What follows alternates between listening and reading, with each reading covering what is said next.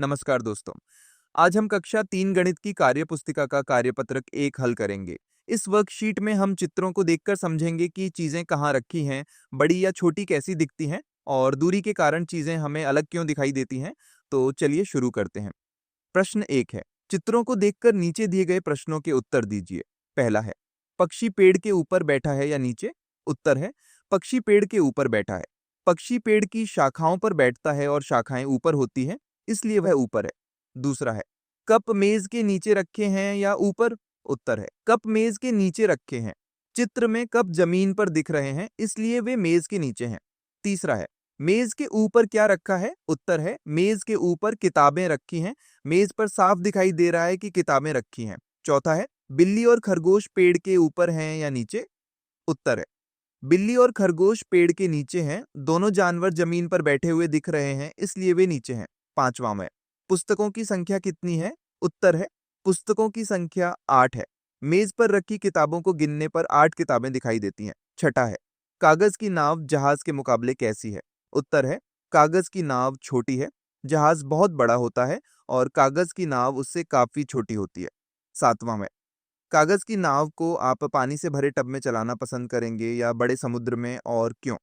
उत्तर है, हम कागज की नाव को टब में चलाना पसंद करेंगे।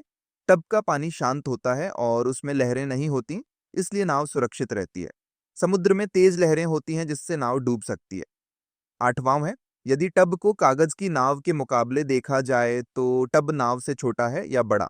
उत्तर है, टब नाव से बड़ा है। नाव टब के अंदर रखी जाती है, इसलिए टब का आकार बड़ा होता है।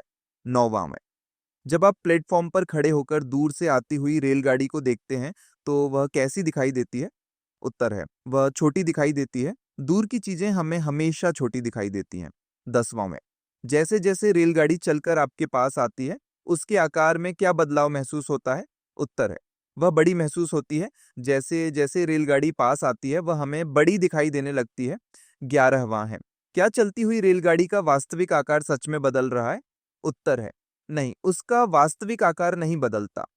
रेलगाड़ी का आकार हमेशा एक जैसा रहता है, लेकिन दूरी के कारण वह हमें कभी छोटी और कभी बड़ी दिखाई देती है। प्रश्न 2 है, दिए गए चित्र में रंग भरिए।